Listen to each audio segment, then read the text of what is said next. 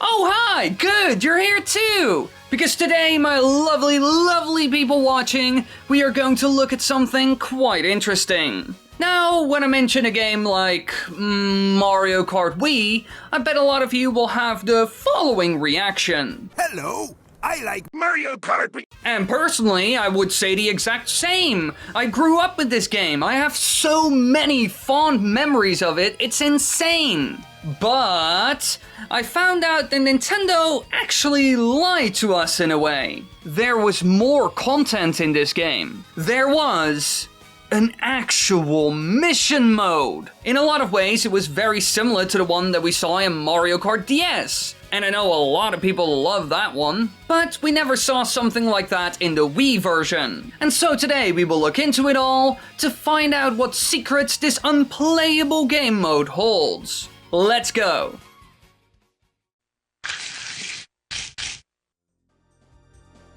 Now, to start this video off, we need some general information of what Nintendo was planning and doing with this game. Originally, a mission mode was planned for Mario Kart Wii, and they actually worked on it as well. It actually existed. However, we didn't get it. All the missions that were made for the game were actually on the disc. However, for some reason, before release, they removed it all. And so, you can't find that much on the disc itself. They basically wiped everything. In the end, there was only one piece of surviving text from this whole planned mode. And that's choose a mission, which you got after finishing a mission. So clearly we're left with almost nothing. Aside from that, a massive file that had all the mission parameters is also missing. It's not on the actual disc. And so, without it, you could never start this mode, no matter what you do. Well, unless you simulate its existence. So when people found these lost scraps of this mission mode, they were confused. They had little to no information at all. However, a person going by the name Mr. Bean 35,000 VR actually cracked the code. He sort of reverse engineered Mario Kart Wii and found a lot of hidden information on this mission mode, which we knew nothing about before that. He even recreated certain files and got the missions to sort of run. He kind of recreated the missions. Now in the end he even got it to sort of run. He basically recreated a couple of files and simulated a bunch of others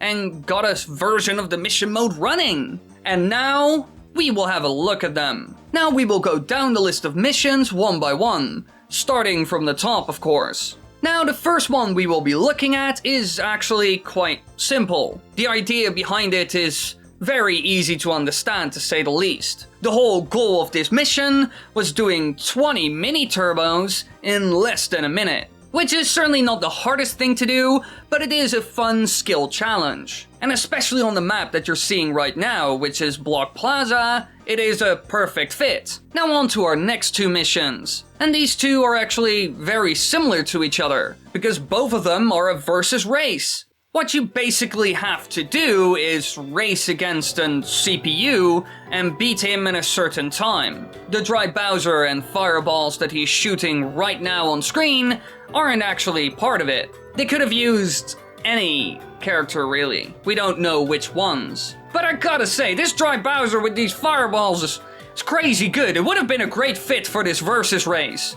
Just look at him go! It's terrifying! Now in our next mission we can actually see that this this mission mode was never finished, because this next one is completely broken. It was clearly not finished. In this mission you get a score for drifting, and you need to get a certain score in order to go to the next mission. Again, the idea behind it is quite simple and it's a bit of a skill test. However, as you can see in the upper right corner, the whole score mechanism doesn't really work that well. Clearly they hadn't finished this one. Now on to the next, where you need to do something quite exciting actually. You need to hunt down 20 item boxes in total within a certain time limit. Overall, a mission like this is very dynamic, fast, and action-packed. But not really in a traditional way. It just forces you to move around the map fast and get them as quick as you humanly can, or you can't progress to the next mission. However,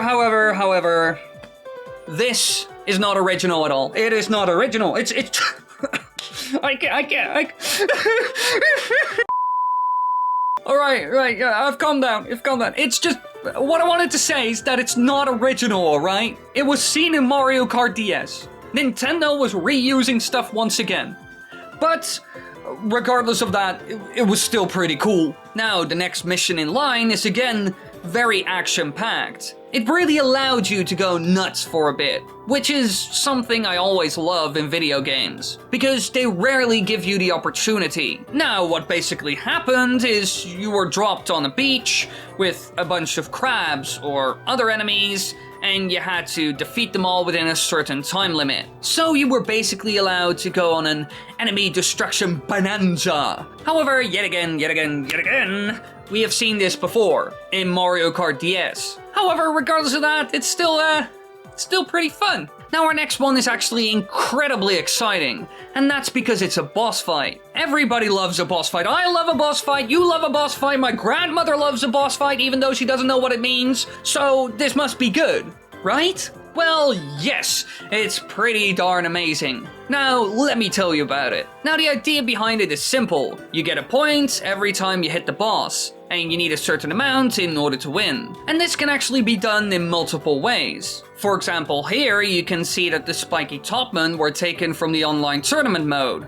and every time you bump into one, you get a point. Or when you knock it off the edge. Either of the two would work in this mode, but we don't know if that was originally the plan. Again, we have very limited information. Nintendo wasn't actually limited to these spiky topmen from Super Mario Galaxy. They had more options. For example, this pokey, which you need to hit with throwable items. This also works for this boss fight. So clearly, this boss could have been anything. Now, the next mission is actually, sadly enough, empty. There is nothing there. We don't know what was supposed to go there. We don't know anything about it. There's nothing. So, let's move on to the next. Now, this next mission is actually quite boring. You had to collect a certain number of coins within a certain time limit. That's kind of it. And this stuff, just like the boss fights I showed off before, was also seen in the online tournament mode. And our next mission is also from that online tournament mode. Here you have to drive through 25 stargates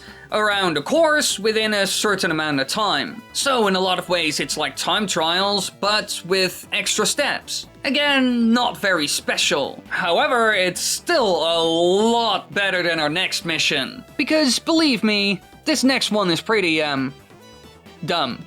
All you have to do is get a boost right at the start, and that's it. You win. And if you mess it up, then you can try again. Clearly not the most exciting thing you can do. Now, our next mission is actually special. It is cool, we haven't seen it before, and I would love to play it. Now, the idea behind this mission is actually quite simple. You get dropped into an arena with a bunch of other CPUs, and you have to hunt them down, bombarding them with shells, bombs, and other stuff. But it needs to be something that you can throw, otherwise it doesn't count. And you win if you hit people a total of 40 times within a certain time limit. Clearly, this mission is very chaotic, action-packed, and surprising, which is certainly a good thing for a Mario Kart mission. And I would love to play this one. Now, our next mission is less exciting. Here you have to do another trick, this time a wheelie. And again, you get a score for it. And again, the score is kind of broken. And for our very last one, you actually have to do a total of 5 slipstreams within a certain amount of time. However, this one is again a bit broken, because if any CPU gets a slipstream, you get a point for it. So let's say you're racing with a total of 8 players, and 5 of them get a slipstream at once, then you automatically win. Now, those were all the missions that were found, and all the information on them. However, now comes the big question. Why did Nintendo scrap this mission mode from Mario Kart Wii? Why? Why? Why? Why? Why? Well, after looking into all of this, I came up with 2 possible explanations. And the first one is Mario Kart DS. Like I said before, a lot of the missions that we just looked at are very similar to the ones seen in Mario Kart DS. So maybe Nintendo scrapped them so that the two games wouldn't be too similar. It could make Mario Kart DS less special after all. This is only one explanation. There is another one. The online tournament mode. This was a special online mode that could be played on the Mario Kart channel if you had an internet connection. And the idea behind them is quite simple. Every month, for example, you had a certain mission, a special challenge that Nintendo set out for all the Mario Kart players around the world. And anyone with an internet connection could give it a shot and set their own record or time, which would end up on a leaderboard. And then, after a certain amount of time, it would get replaced with a completely new mission or challenge. So in a lot of ways, it was some sort of rotating mission mode, which is certainly a good idea and kind of ahead of its time. Now in the end, the whole tournament mode thing was discontinued on the 20th of May in 2014, because on that date, the Nintendo Wii servers went down, and you couldn't really use online anymore. Now this could be a reason why Nintendo didn't go with a mission mode.